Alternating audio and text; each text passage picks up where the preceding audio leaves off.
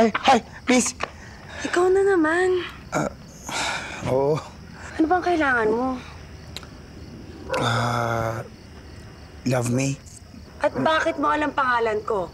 Stalker ka, no? Teka. Oh, ano? Di ka makasagot? Sisigaw ako dito. Teka lang.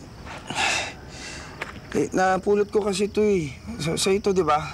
Babalik ko lang sana. Thank you, ah. Sorry talaga. Napagkamalan pa kita. Alam mo ba kagabi, sobrang worried ko kaya kung saan ko nilagay ito. Ganda. Ha? Hindi. Ang ganda ng pangalan mo.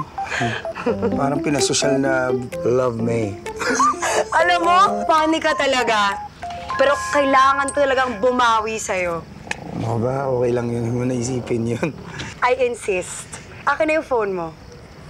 Huwag ka na mahiya. Akin na. Ito ba? Oo. Wait lang. Ayan na.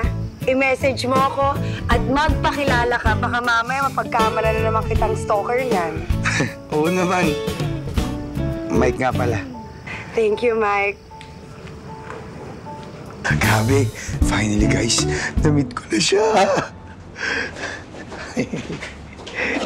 Hi, sir! Hello.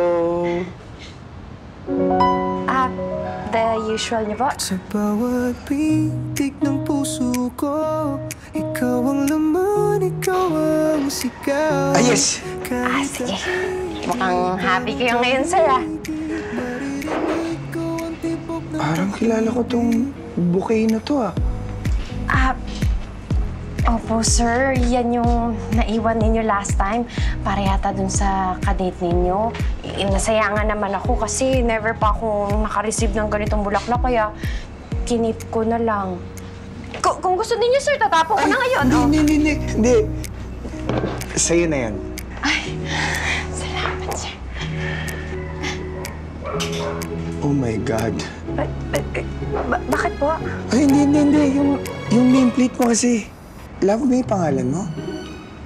Sir, parang nakakatampo naman kayo. Ang tagal-tagal na namin kayong customer. Ngayon nila nalaman yung pangalan ko.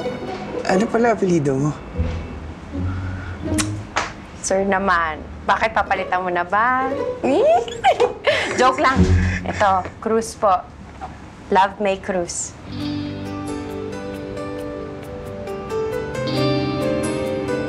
Love May Cruz?